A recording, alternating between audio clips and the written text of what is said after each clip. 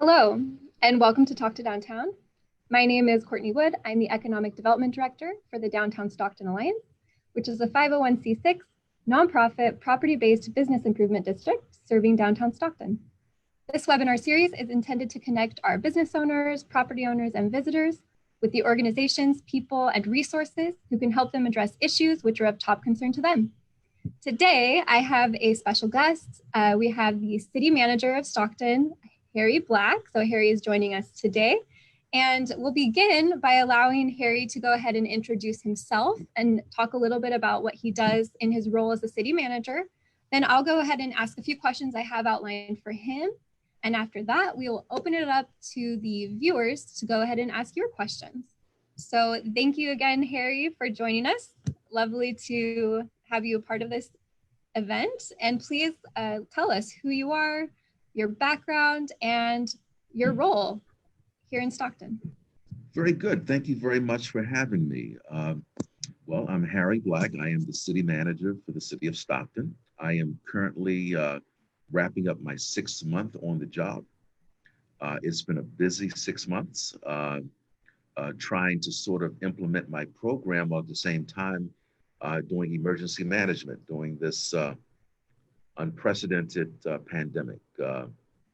This pandemic, the last one was in 1918 with the Spanish flu, which had worldwide ramifications. This one also has worldwide ramifications, but even greater in my view, because we're much more connected as a world today than we were in 1918.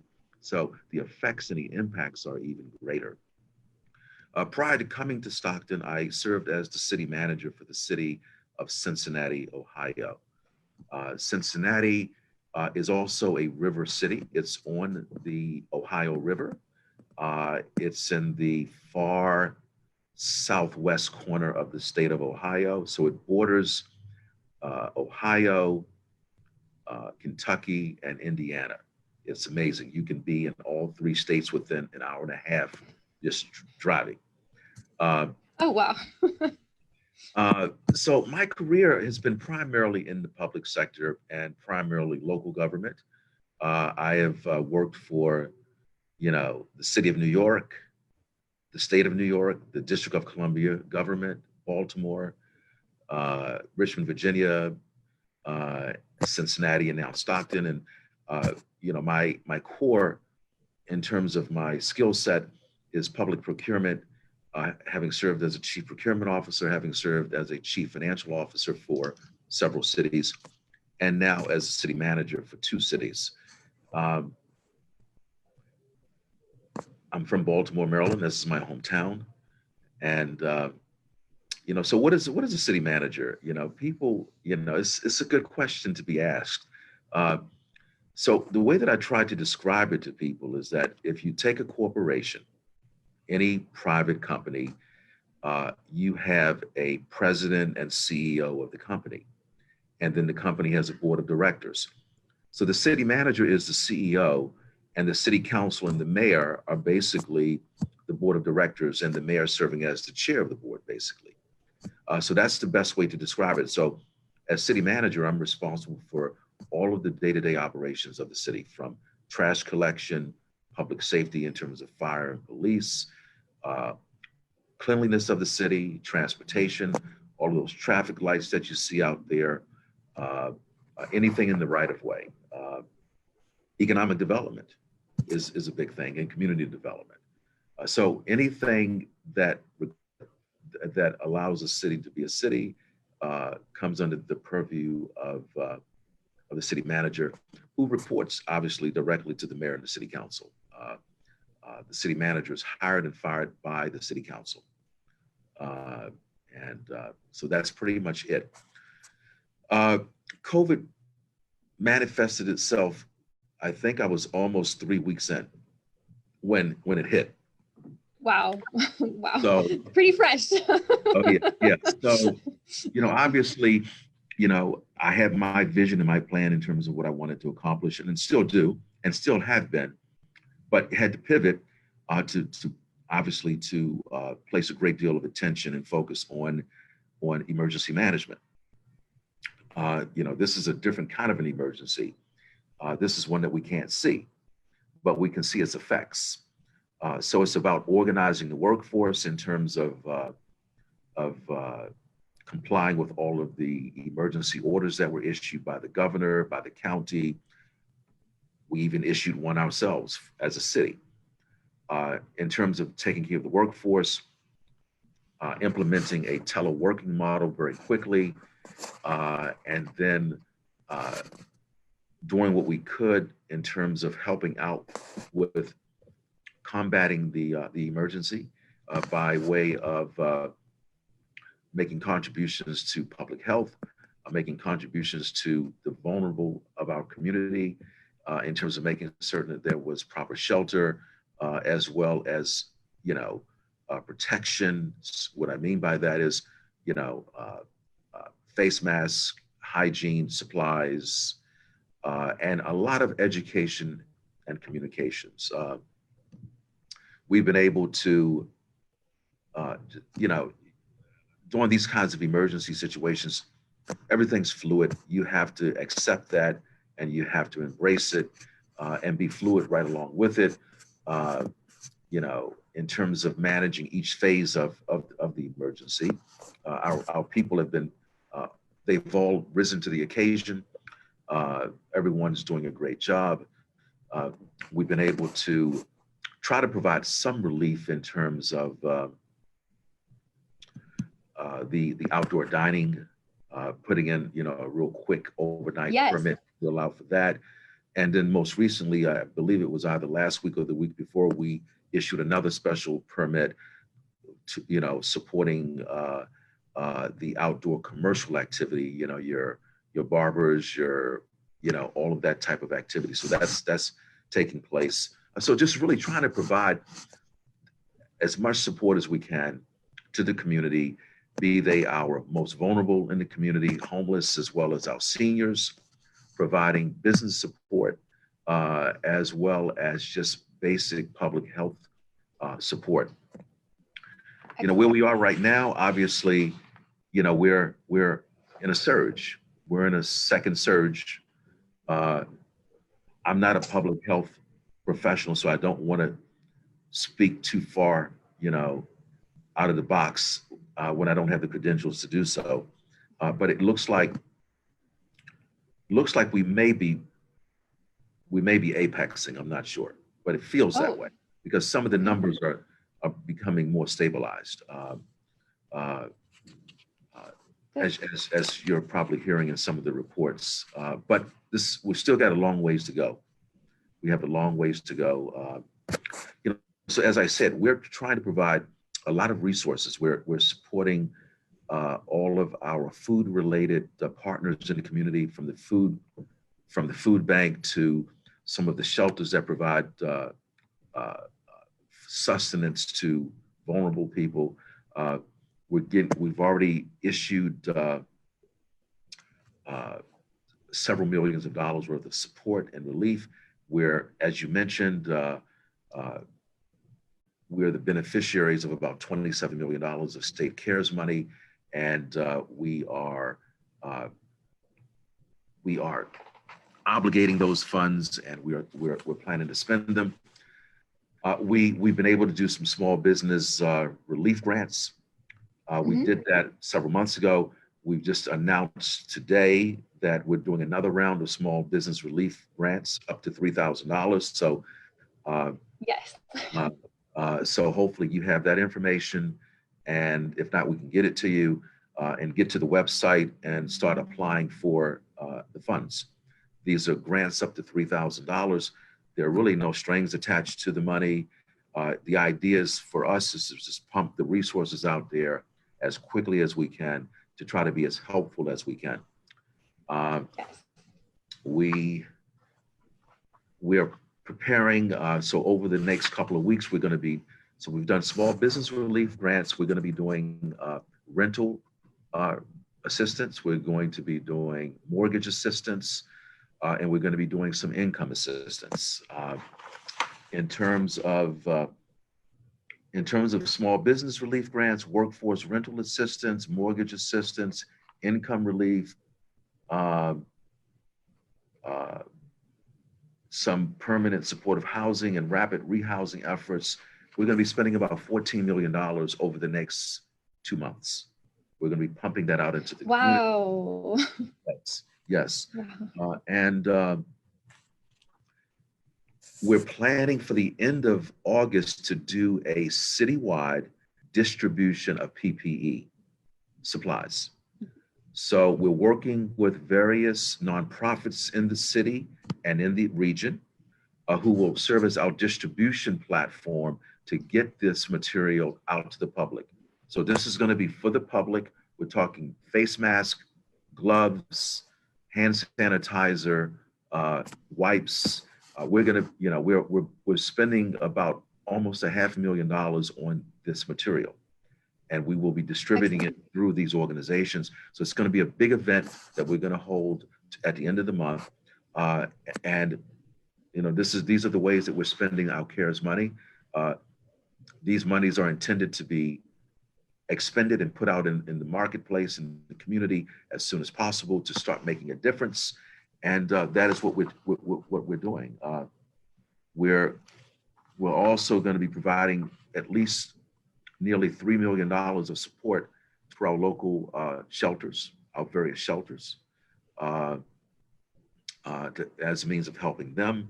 We're going to be doing an omnibus sort of comprehensive notice of funding availability as a part of this as well. This is going to be in support of our nonprofits throughout the city. So we've got a lot going on. We're busy. We're trying to make a difference in terms of helping the city get through this emergency crisis situation, and we will get through it. You know, we just have a few more months that we're going to have to just deal with it and manage our way through it. And I firmly believe that when we're at the end of it, we're going to be smarter, we're going to be better, and we're going to be better off because of it. So that's the COVID-19 side of things, but the non-COVID-19 side of things, what I've been really focusing a lot of my attention on is establishing and installing a management system for the city. What I tell my people all the time is that we do economic development, but what supports our community development and economic development efforts is people who have money and who might want to spend money in our city. They want to know that they've got a competent, responsible, and effective local government, because that local government is going to end up being their partner. So one of my focuses is to make certain that we live up to that expectation. So I'm implementing a performance management and data analytics program for the city. So everything that we do is and will be data driven. It will be about performance and results, not level of effort. We're going to be able to know who's on first, second, and third at all times. And we're going to know how well we're doing or not doing as relates to what the public expects of us as its local government. So we're working on that. In terms of economic development, we've got a virtual development summit coming up next Tuesday. Hopefully you are aware of that, or you will be made aware of that. And we're just trying to showcase the city and to let people know that we're here, that Stockton is bankable, and it has all the attributes that you would want to have if you want to make an investment. In addition, you know, so there are things that we have to still do in terms of economic development, you know, particularly in the downtown area and along the water and along the waterways. One of the things that I'm going to look forward to working with you all on as we get through the end of this COVID-19 experiences is placemaking and space activation. You know, I think that those are two critical things that will be a focus of ours in the coming months. We've got great assets. We've got great green space along the water. And I think there's tremendous opportunity for space activation, as well as looking at our small businesses downtown. How can we be more creative and innovative in terms of helping to activate those spaces as well. How do we get Definitely. people, how do we do that, So that's going to be a big focus. Excellent. Obviously, Excellent. okay, I'll stop there and let you tell me what you want me to do from this point forward. That was a great, superb overview of what you've been doing, especially in response to COVID-19, which has taken up a lot of the time since you took over. So it's been important, and I'm really happy to hear about all the impactful work you're doing. I'm curious, I would like to ask, since you are implementing so many of these programs, what has that been like trying to come up with relief programs for so many different types of things? So residents, businesses, homeless shelters, etc. How have you been able to handle doing that? Do you delegate it to each department to come up with some of their own programs? Well, what I do is I have a 9 o'clock call. I have a 9 o'clock COVID-19 call with my team, Mondays, Wednesdays, and Fridays. And I've got a CARES Act call right after that with a different team, some of the same players. We just have a strategy. We put the strategy together, we put the plan together, and then we just basically project manage it. We follow up. It's continuous follow up. And so what's important about the COVID-19 is you know how it's impacting people. You know how it's impacting the community. So we develop programs and plans around how do we help mitigate some of that impact. And we've come up with various categories that we place everything in from. We have a public health obviously category. We've got economic support category. We've got a community well-being category. So it's all about the essentials at this point. It's about the essentials. It's about making certain that people have food. It's about making sure that people have shelter. It's making certain that people are practicing good public health. And it's about keeping our economy going as best we can to the extent that we can, which is why we're pumping a lot of money out in terms of small business relief, and also trying to help people as it relates to the rental challenges, the mortgage challenges, the income challenges that they're facing as a result of COVID-19. Yes. Awesome. Thank you. Thank you so much for helping me understand a little more. And I guess another question I have regarding COVID-19, apart from everything that you guys are doing at the city, which is huge, are there other programs or resources that you've been directing people towards that maybe aren't city related that you could share? Yes. I would encourage everyone to continuously visit our website. If you go to the city's website, you'll see that to the left side, we've got a COVID-19 update link. It's in red, and that will basically put you in contact with a myriad of other organizations, other resources. And then you can also go to our economic development link off of our homepage, which has a lot of our business programs, which are not only our Stockton specific business programs, but there are also linkages to other non-Stockton specific related resources that are out there and that are available. Excellent. Excellent. Thank you. Thank you for that. And thank you again for all that you're doing to help us recover and handle the effects of COVID-19 on our community. Thank you. Okay, so I want to touch now kind of back on what you were saying about Stockton and the opportunities that you see here. So I wanted to ask, when you first came to Stockton, what did you notice? What were some of the first things you noticed in terms of either downtown or just Stockton generally that were things that you thought, oh, this is a huge opportunity for what we can do to make Stockton even better? Well, what I first noticed is that I think we've got some very valuable assets here in Stockton. We've got good venues. We've got the arena. We've got the ballpark. we've got great marinas, we've got great theater, and we've got a good layout in terms of our central business district. So what I saw when I got here, I was like, I said, this place has a lot of potential, but it's going to boil down to being creative and innovative in terms of space activation is going to be critical.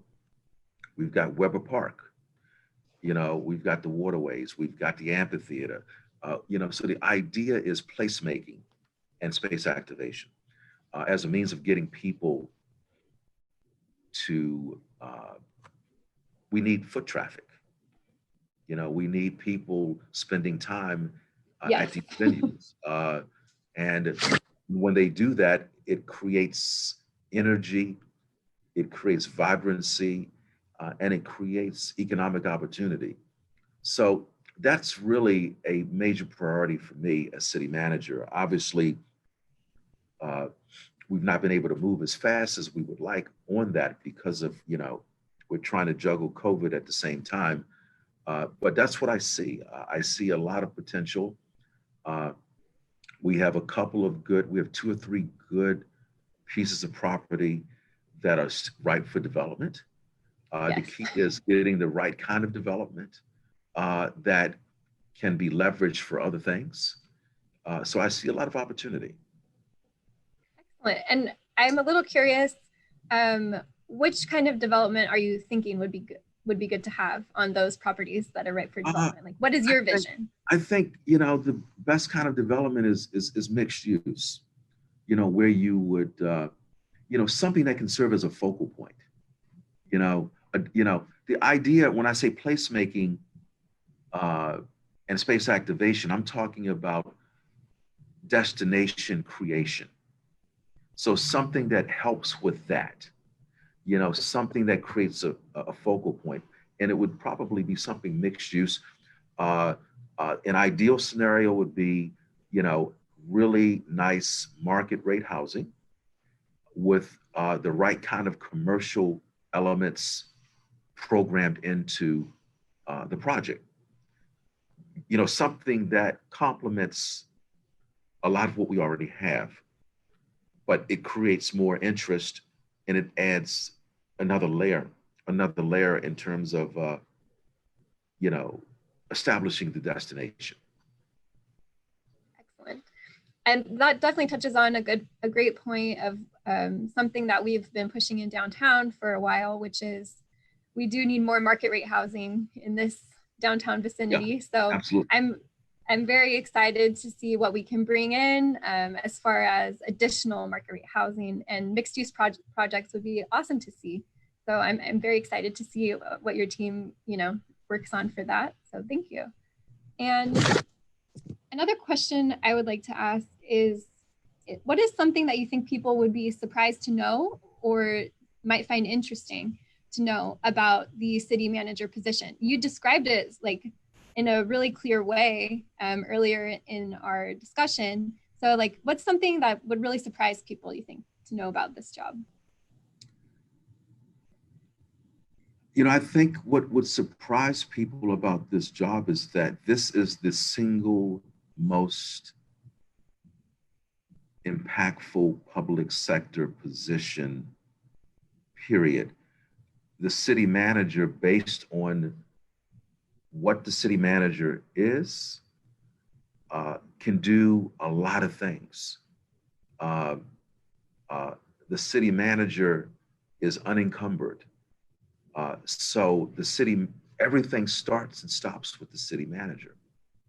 So we can go as far and be as successful as we can be depending upon who is our city manager. So it's a very big responsibility. It's a tremendous opportunity. And my mission for myself is to totally optimize the opportunity for the city of Stockton. Excellent. It's an important position. You have so many responsibilities, so many things to oversee. Uh, And the ability to get things done. There's no reason why a city manager can't get things done because he or she has the authority to be able to get it done. You're the top dog. You have the That's it. final say. The buck stops with you, and your city can be that much more successful because of you, or it might not because of you. So it's a tremendous amount of responsibility, but at the same time, it's a tremendous opportunity. Thank you. Excellent. So along those lines, I have a question about, so I know most of the city's offices are going to be moving down towards the waterfront into waterfront towers. What kind of effect do you think that will have on the way that the city is able to work among departments? Do you think what impact will that have on you, the way that you run everything? Well, it's going to allow us to consolidate a lot of our operations.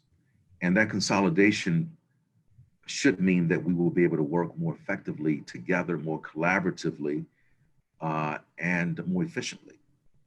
So we should be better as a result. Excellent. Maybe it's easier to cross-communicate among the various departments because you're all there in the same couple buildings. Absolutely. Very good. Okay.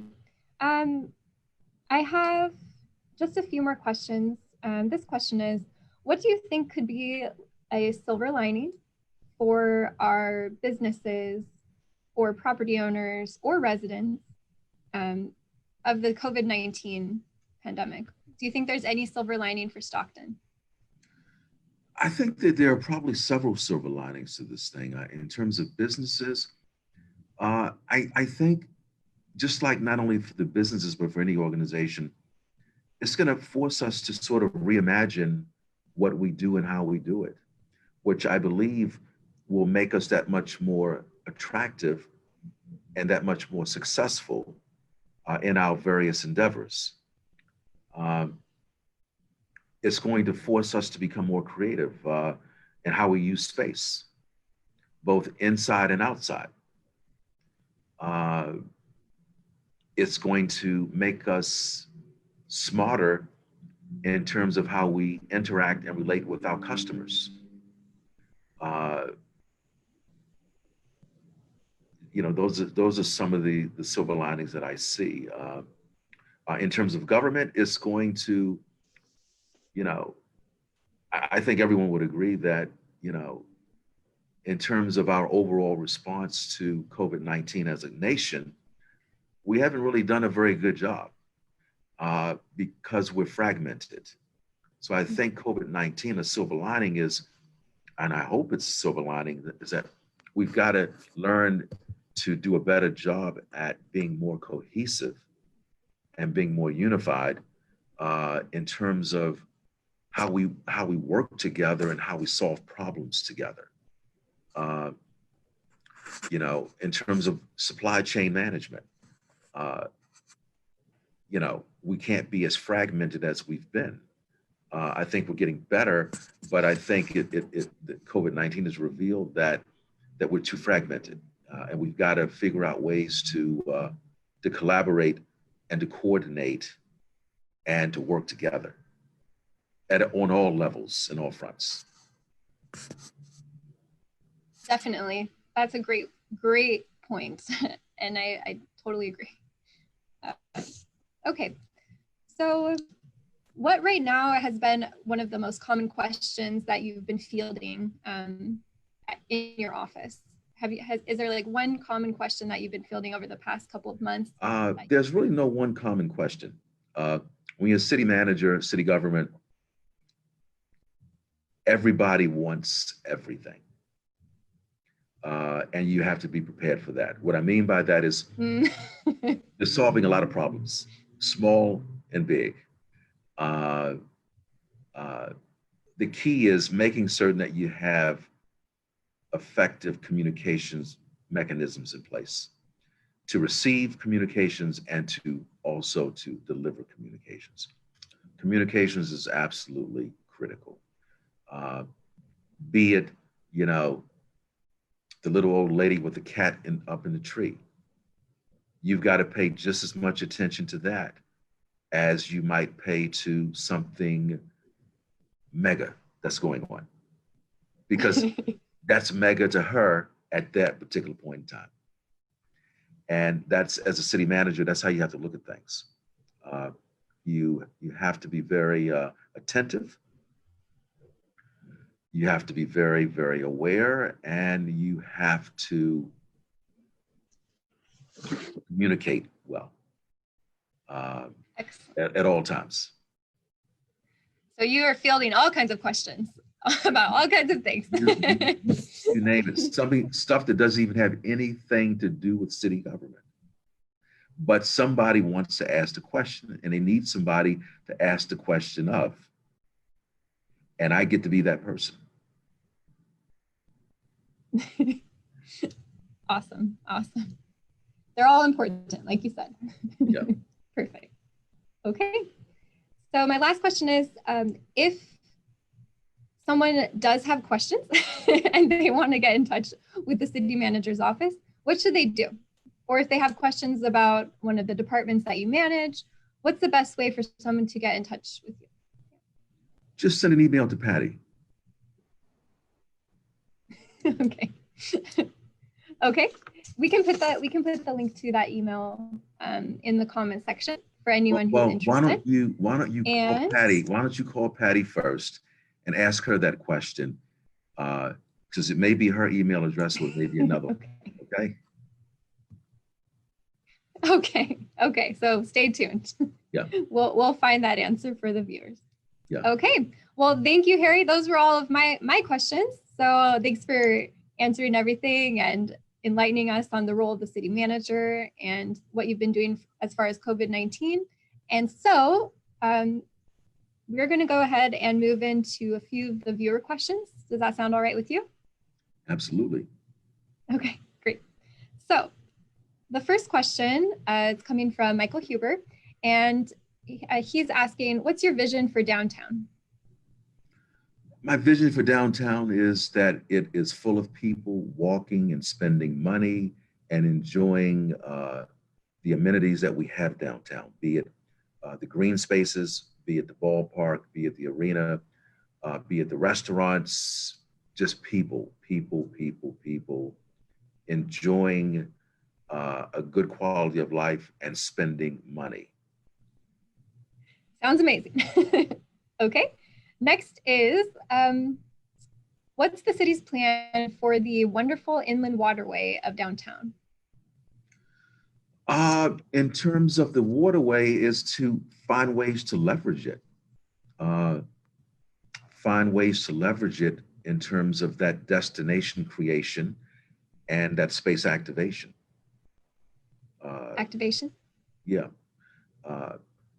Just activating everything around it.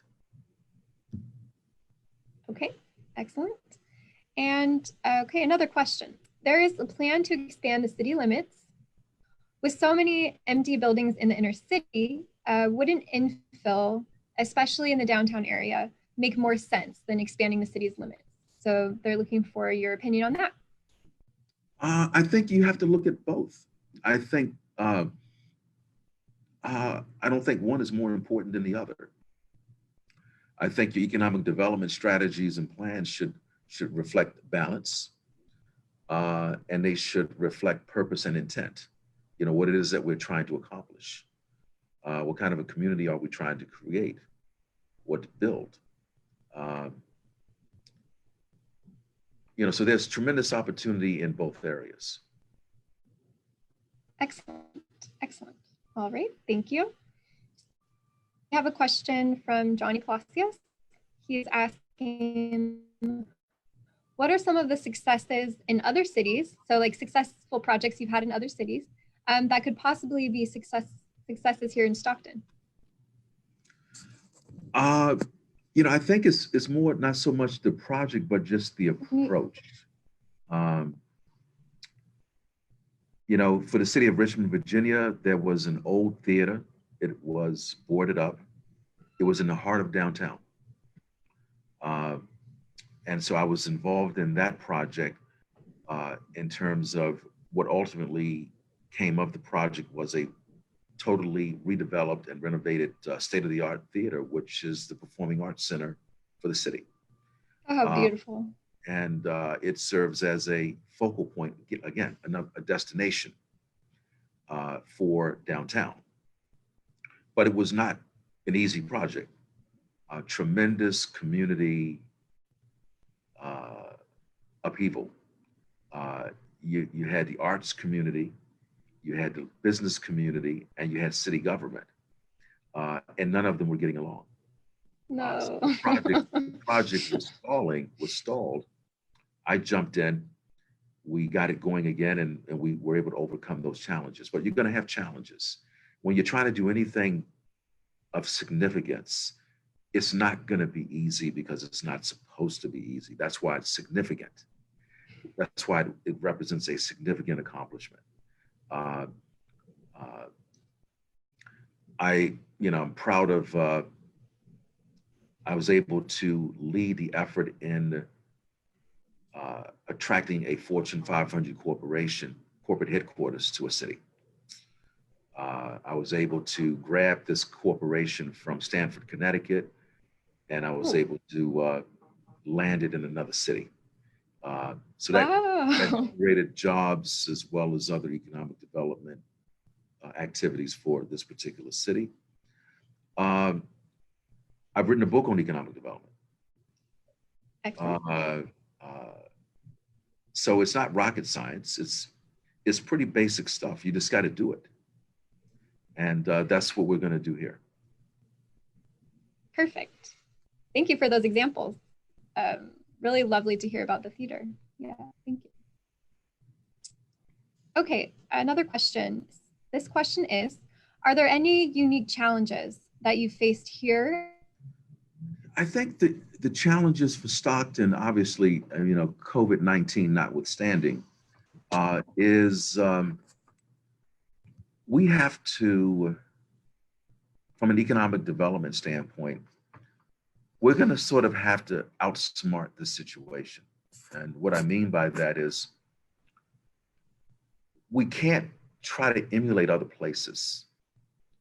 We have to create our own way, our own approach here with the assets that we have. And so that's what we're going to be doing. That's going to be our approach. Not trying to be Sacramento, not trying to be, San Francisco or any other place, because Stockton is different. Stockton has a whole different set of assets and attributes, and we just need to customize a strategy and a plan around those attributes and sell it. Building our brand, making it unique. That's a very interesting point. And I think that is something that's challenging because it's so easy sometimes to look at other communities and just say, oh, well, they're doing it, let's do it too. But so I think it's going to be very interesting to see how we can create our unique strategy. Absolutely. Absolutely. Kelsey Hollis-Smith, her question is, I know you're very busy right now managing the COVID-19 emergency, but what plans do you have related to sustainability and environmental action in Stockton? And she has some examples, including maybe composting at restaurants, reducing or eliminating single-use items like bags or takeout containers, and reducing greenhouse gas emissions, things like that. Well, I think for right now, California has always been in a leadership role when it comes to environmental matters. Our focus right now is making sure that we stay in compliance with prevailing environmental regulations and so forth. In terms of special initiatives, I have not thought about that at the moment, but always open to exploring possibilities. We're very much trying to be vigilant in terms of complying with prevailing state and federal environmental regulations. In terms of special initiatives like the bag initiative and other things like that, have not thought about those, but always open for exploring possibilities.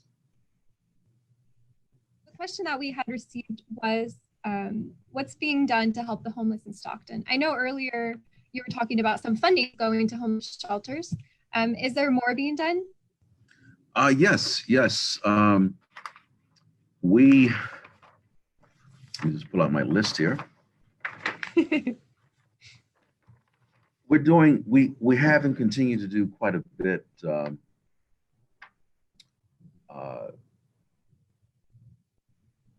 We work a lot with the Stockton Shelter, St. Mary's Gospel Center, as well as the Community Medical Center. We've provided a lot of funding for them in the millions of dollars, and we continue to do that. We're getting ready to do more as it relates to our CARES funding. We're supporting Project Room Key, which is a county initiative, providing immediate housing to COVID positive homeless individuals. And we will be submitting a joint application for Project Home Key, which is a new program to sort of more, it's kind of more on the lines of permanent supportive housing. We're doing a lot. We're doing a lot, and we want to do more. But we're contributing and pushing out a lot of resources as relates to housing in general, as well as helping to address the homeless issue. Okay. All right. So I think for now, someone has a question about the frequency of fires in Stockton. Is there anything that you can say about what's going on that front of things? Is there any causes maybe that are coming to light? Yeah, there are multiple causes. Number one is the weather. You guys don't get much rain here in California. That's been something that I've been getting used to as well. So that's a contributing factor. Dry grass and weeds and so forth. But also, in terms of some of the homeless encampments, that's another causal factor in terms of some of the activity that takes place in the camps. And we're dealing with all of that. And then there is that one element, that dark element, not huge, but an element would be arson. So you've got multiple causal factors, and we are aware of them all, and we are engaging them all as a means of preventing and mitigating unnecessary fire activity. Excellent. Yeah, there's a mix of factors that can contribute to that. Makes sense, definitely. Okay, so it looks to me that we have covered all of our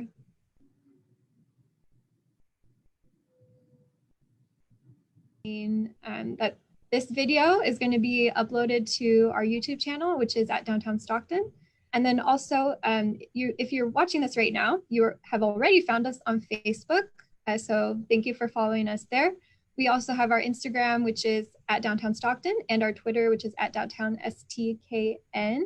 And I would like to thank the viewers for tuning in today. And also thank you so much, Harry Black, for being our guest. I learned a lot about what you've been doing and the great programs that you have coming out as far as COVID-19 goes. And I learned a lot as well about your vision for our city and your vision for downtown. So I really, really appreciate you being our guest today. It was lovely to have you and really nice to meet you. So thank you. Likewise, thank you very much. Excellent. Okay, So with that, I would like to say thanks again to both Harry and the viewers, and have a great day, everyone. Yeah, have a Thank great you. day downtown. Thank you.